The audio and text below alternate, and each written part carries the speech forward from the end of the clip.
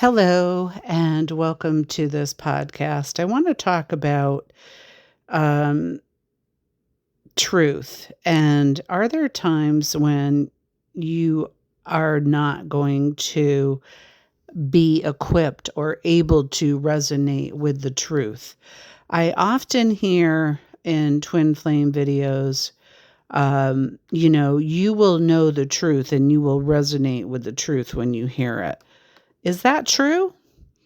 Well, according to this principle of preclusion, and I think this, once you think about it, will actually become obvious, is if we already hold an error in our understanding of something, a particular subject, uh, therefore we are blocked to receiving any more information about that.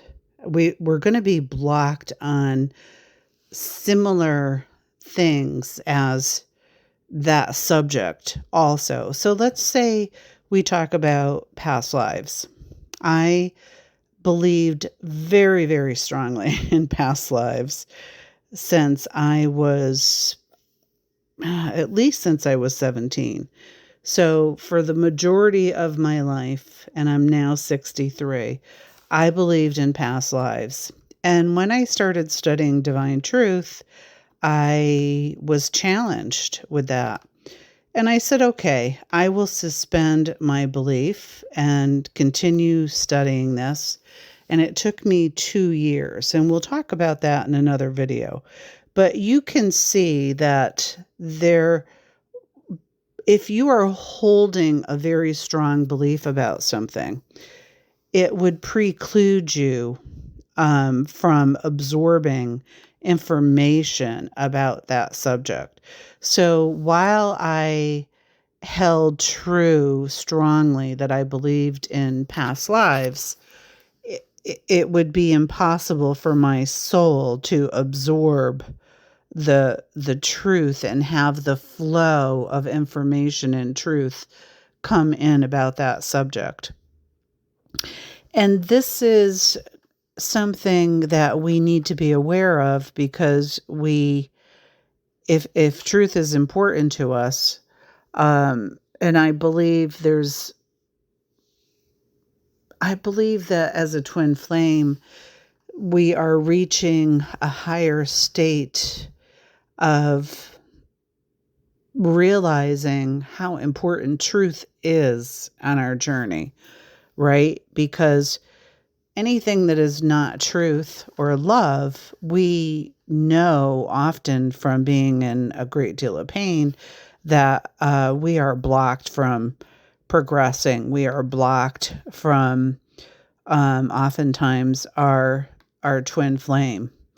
So I just wanted to talk about this principle with you briefly before we get into an in-depth conversation about past lives.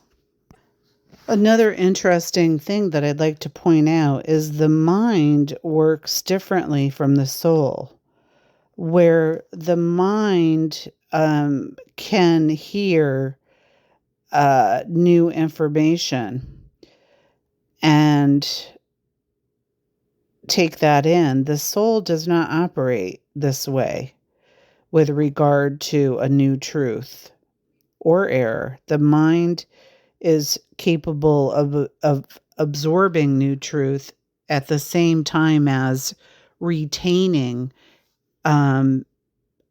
old error. But the soul is not capable of this. So within our soul, only one thing will ever be true for us. And this will make us falsify to ourselves that we're actually progressing when we cannot be. And we'll want to change or tell ourselves that we've changed.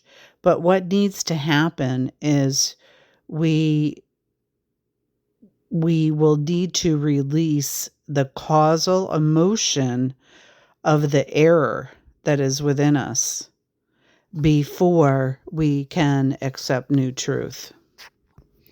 Now, the soul does dominate over the mind, has full control over the mind, whether or not our mind believes that that is true. The mind is not capable of ever having full control over the soul. There will come a point that dominance is made known. And since the soul, don't forget, the soul is our desires and passions and longings, and it's not this fear-based mind. It's our emotions. And the mind is just a single attribute of the soul. It's so interesting how it's impossible for truth to enter our soul unless it's accompanied by emotional feelings in addition to that logical thought. In addition, it's also impossible for error to enter or leave our soul without emotional feelings.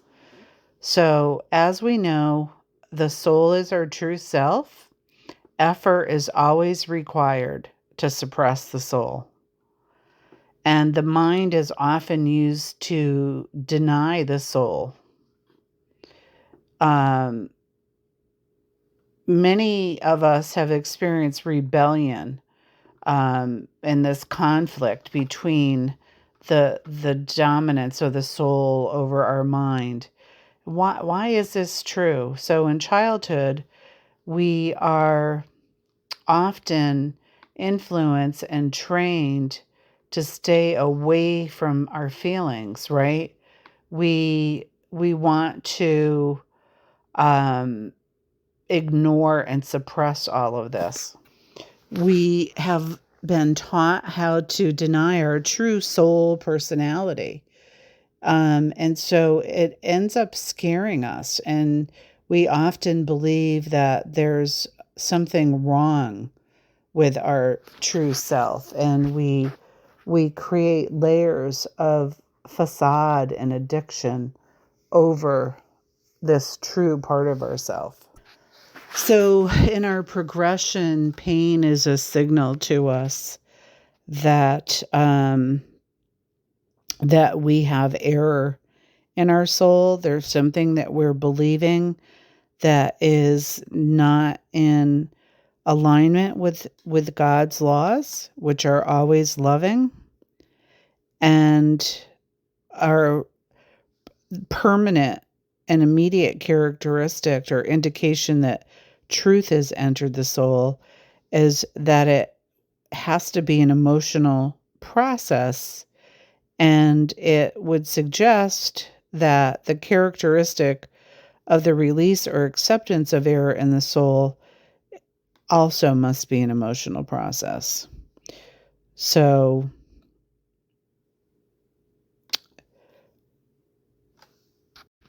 in closing, progression will be felt. It won't be about analyzing or thinking.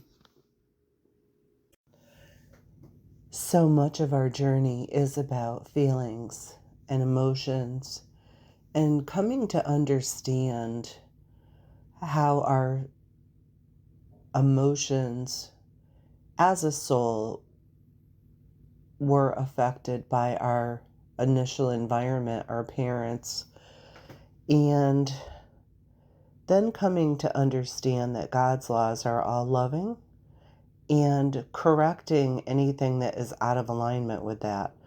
It is the most worthwhile time and energy I have spent in my entire life is coming into harmony with God's laws. God has been my biggest supporter, and I have transformed more in the past couple of years, developing a relationship with God than I ever thought was possible. I used to have severe anxiety and abandonment issues. Um, and I no longer have those issues whatsoever. When you open up to God's love and the Holy Spirit brings in God's love into your being, things are healed that you never ever dreamed possible. I'm saying this as being 63 years old and trying my whole life to go to counseling and try EFT and advanced EFT. And also, I worked as a sound healer full time for many, many years. I really intricately understood healing, but energy healing does not affect the soul. And so I wanted to create this video because this idea of preclusion is really important. This is why many people cannot make lasting changes in their life, is because the soul has a different belief contained within it.